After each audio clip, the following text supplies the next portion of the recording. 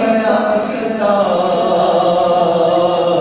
یہ بڑے سبھی کا ہے آستا، میں قطائے خواجہ چشت ہوں یا خواجہ، میری جھولی بھر دو یا خواجہ، میری جھولی بھر دو یا خواجہ، میری جھولی بھر دو یا خواجہ، میری جھولی بھر دو یا خواجہ، میری جھولی بھر دو یا خواجہ، میری جھولی بھر دو یا خواجہ، میری جھولی بھر دو۔ صلو علی الحبیب صلی اللہ علیہ محمد۔ اللہ بارک لنا فی رجب و شعبان وبلغنا رمضان، اللہم بارک لنا فی رجب و شعبان وبلغنا رمضان، اللہم بارک لنا فی رجب و شعبان وبلغنا رمضان۔ صلو علی الحبیب صلی اللہ علیہ محمد۔ جب سوال ہوا تھا خواجہ صاحب کے سفر کا، اس میں پھر فضیلت بھی پوچھی تھی کہ سفر کی فضیلت کیا ہے۔ راہ خدا میں نے علم حاصل کرنے کے لیے، علم حاصل کرنے کے تو بہت سارے واقعات بھی ہیں، سفر کے فضائل بھی ہیں، اور ایک ایک حدیث کی معلومات کے لیے سننے کے لیے صحابہ کرام کا ایک ایک مہینے کے لیے سفر کرنا بھی ثابت ہے، صرف ایک حدیث سننے۔ غالباً ایک کتاب بھی اس عنوان پر ہے اپنی، المدینہ، یہ نام شاید ریسنٹ خطیب بغدادی کی کتاب ہے البحر فی الحدیث کے نام سے، اس میں حدیث کے اصول کے لیے سفر کرنے والوں کا ذکر ترجمہ غالباً شاخان میں شائقین کر کے اس طرح پہنچا۔ بہرحال یہ کہ رائے خدا میں علم دین حاصل کرنے کے سفر میں رائے خدا میں سفر کرنا ہے، تو اس کے فضائل کافی ہیں۔ مثلا ایک فرمان آخری نبی صلی اللہ علیہ وسلم ہے، جو شخص طلب علم کے لیے، یعنی علم حاصل کرنے کے لیے گھر سے نکلا تو جب تک واپس نہ ہو اللہ پاک کی راہ میں، رائے خدا میں، تو جو علم دین کے لیے نکلا اور اگر راستے میں اس کا انتقال ہو گیا، یہ بھی ذہن رکھیے کہ وہ شہید کا رتبہ پاتا ہے۔ اور علم دین کے راستے میں نکلنے والے کی راہوں میں فرشتے پر بچھاتے ہیں، اس کے خون لکھے ہیں۔ تو یہ چونکہ حدیثیں پہلے عام ہوں گی تو بعض اوقات مسخرے بھی ہوتے، جیسے آج کل سوشل میڈیا میں اس طرح کی باتوں کی مذاق اڑاتے ہیں، تو ایک نے مذاق اڑایا، طالب علم گزر رہا تھا، اس سے کہا کہ میاں سنبھال کے رکھنا، پر پیچھے میں فرشتوں کے کہیں کسی فرشتے کا پر کچل مت دینا۔ تو اس کے پاؤں میں آگ گلا ہو گیا، آگ گلا ہے پھوڑا ہے، جس سے اس کا پاؤں کاٹ دیا گیا بعد میں، سڑ گیا اس کو، کیونکہ اس نے حدیث پاک کے تعلق معاملات میں انٹرفیئر کیا، مذاق اڑایا، معاذ اللہ۔ یہ ہمیں فرشتوں کے اوپر تھوڑی نظر آتے ہیں، یہ تو فرشتے بھی کرامن کاتبین ہمارے ساتھ ہوتے ہیں، محافظین فرشتے ہمارے ساتھ ہوتے ہیں، تو نظر تو نہیں آتے، نظر آنا شرط نہیں ہے، کہ کسی چیز کا نظر نہ آنا یہ نہ ہونے کی دلیل نہیں ہے، ورنہ تو اللہ تعالیٰ ہم کو نظر آتا ہے، ایمان ہے نا۔ اور مومن کی شان ہے یؤمنون بالغیب، تو قرآن شریف کی پہلا سورہ بقرہ کے شروعات میں یؤمنون بالغیب، مومن کی شان ہے کہ وہ غیب پر ایمان رکھتے ہیں۔ اس لیے اللہ پاک کے پیارے نبی صلی اللہ علیہ وسلم نے جو فرمایا وہ حق حق حق، اس کے سوا کچھ نہیں۔ تو اس لیے کبھی بھی حدیث پاک پر کی لوگ کال نہ کریں، تو بننے والے بنے، سوچنے والے نہ بنے۔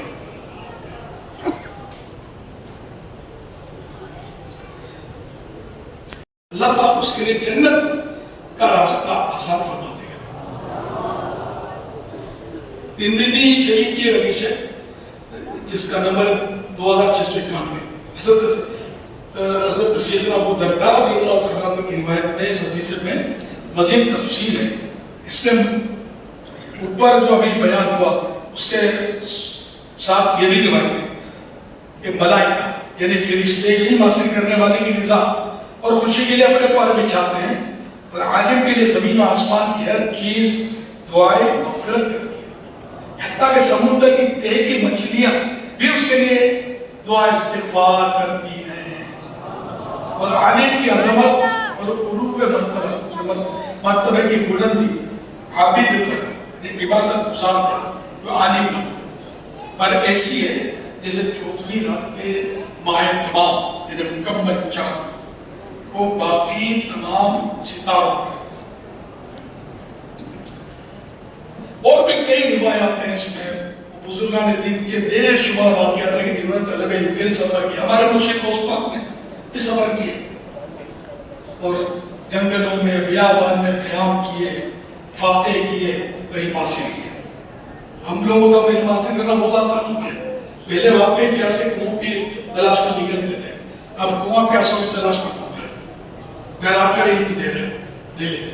مدنی چینل کی حکومت علم دین ہے ایک طرح سے، ہمیں گھر آ کر علم دین دے رہا، ہم آف کر دیتے، سوئچ کر جاتے ہو جائے گا، معاذ اللہ وہ جہنم کے کنووں کی طرف کر دیتے ہیں۔ مدنی چینل دیکھا کرے، اپنے بچوں کو صرف مدنی چینل کا عادی بنائے، دوسرے چینل رکھے نہیں گھر میں تاکہ وہ ڈانس نہ دیکھے، گانے نہ سنے، ورنہ ٹانگیں چھڑکائے گا اور ٹانگیں چھڑکاتے چھڑکاتے الٹا سیدھا پاؤں پہ لگتا جائے، گھر سے باہر نہ نکال دے شادی کے بعد۔ مدنی چینل دیکھے گا تو انشاءاللہ ایسا نہیں کرے گا۔ میں صحیح بولتا ہوں کہ حالات بہت خراب ہے، بہت خراب ہے۔ اپنی اولاد کو سنبھالیں، دینی تعلیم دیں، اور ویسے ہی ضروری بھی ہے۔ قرآن کریم حکم ہے قُوْ أَنفُسَكُمْ وَأَهْلِيكُمْ نَارًا، اپنے آپ کو اور اپنے اہل کو جہنم کی اس آگ سے بچاؤ۔ الَّذِي وَقُودُهَا النَّاسُ يَا أَيُّهَا الَّذِينَ آمَنُوا قُوا أَنفُسَكُمْ وَأَهْلِيكُمْ نَارًا وَقُودُهَا النَّاسُ وَالْحِجَارَةُ، جس کا ایندھن انسان اور پتھر ہے، یا پتھر کو یعنی بت، ہم سمجھتے کہ یہ بچاتا ہے یہ دیتا ہے۔ دیکھو بعض لوگ اس کو اولیاء کرام پر لے آتے ہیں، نہیں اولیاء کرام تو اور ہے، اور یہ پتھر کے بت ہیں۔ اولیاء کرام تو بت پرستی کو مٹانے کے لیے آئے تھے، اور مٹانے میں جیسے ابھی ہم نے سنا حضرت خواجہ غریب نواز رحمۃ اللہ علیہ نے 90 لاکھ کو مسلمان کیا۔ یہ تو مطلب ہے نہیں کہ زہر خدا کی خدائیوں کو مٹا رہے ہیں، اور ایک خدا جو حقیقی خدا ہے اس کی بارگاہ میں چپکا رہے ہیں، تو ان کو معاذ اللہ ان سے تشبیہ دینا نعوذ باللہ خدا کی قسم بہت بڑی جرت ہے۔ تو وہ کردار کی اگر جو خامیاں ہوتی ہیں اس کی کچھ نشاندہی ہو جائے، خوبیوں کی کچھ نشاندہی ہو جائے، اور سفر کے لیے آپ کو اگر اللہ پاک توفیق دے ہم سفر کریں، رائے خدا اللہ پاک آپ کو سلامت رکھے، اللہ آپ کو صحت بھی عطا فرمائے، تندرستی بھی عطا فرمائے۔ دعا میں رکھیے حضور۔ السلام علیکم ورحمۃ اللہ وبرکاتہ۔ وعلیکم السلام ورحمۃ اللہ وبرکاتہ۔ مدینہ کا سفر بھی تو کرتے ہی ہیں، صاحب کو سفر نہ ہوئی، حج کا سفر کرتے ہیں، بغداد کا سفر کرتے ہیں وغیرہ وغیرہ۔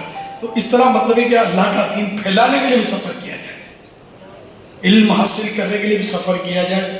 اور اب آسان سفر یقین مانے پہلے بہت مشکل ہوتا تھا، قافلے جاتے تھے، بغیر قافلے کے سفر نہیں کر پاتا تھا کوئی، ڈاکو لوٹ لیتے تھے، بلکہ پورے پورے قافلے لوٹ لیتے تھے۔ اب ایسی صورتحال نہ ہونے کے برابر ہے، کیونکہ آپ قافلے سفر نہیں کرتے نا، لیکن بہرحال کبھی کبھی لوٹ بھی لیتے ہیں۔ کار میں گئے آپ، بس میں گئے، بس کو کچے میں اتار دیتے ہیں، لوٹ لیتے ہیں۔ تو یہ بھی ضروری نہیں کہ علم دین کی راہ میں نکلے تو لوٹے، ویسے ہی ہم سفر میں ایسے واقعات ہوتے ہیں کبھی کبھی، اللہ حفاظت کرے۔ بہرحال یہ کہ آپ سفر کریں اب آسان ہے، گاڑیاں سواریاں پہلے نہیں تھی، ٹرینیں نہیں تھی، ہوائی جہاز کا کوئی تصور نہیں تھا، گھوڑوں پر اونٹوں پر یا پیدل سفر ہوتا تھا، پھر بھی علم حاصل کرتے تھے۔ اچھا پہلے یہ سہولتیں نہیں ہوتی جیسے ہمارے یہاں ہاسٹل بنی ہوئی ہیں، ہے نا، قیام و طعام کی سہولتیں دی جاتی ہیں علم دین کے لیے۔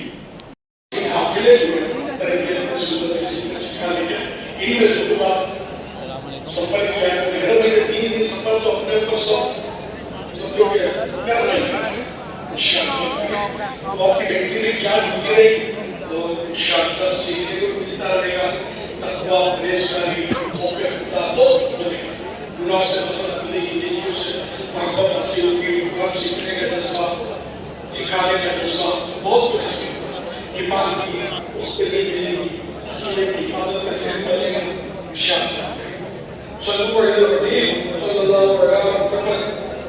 के निगरानी की वासी के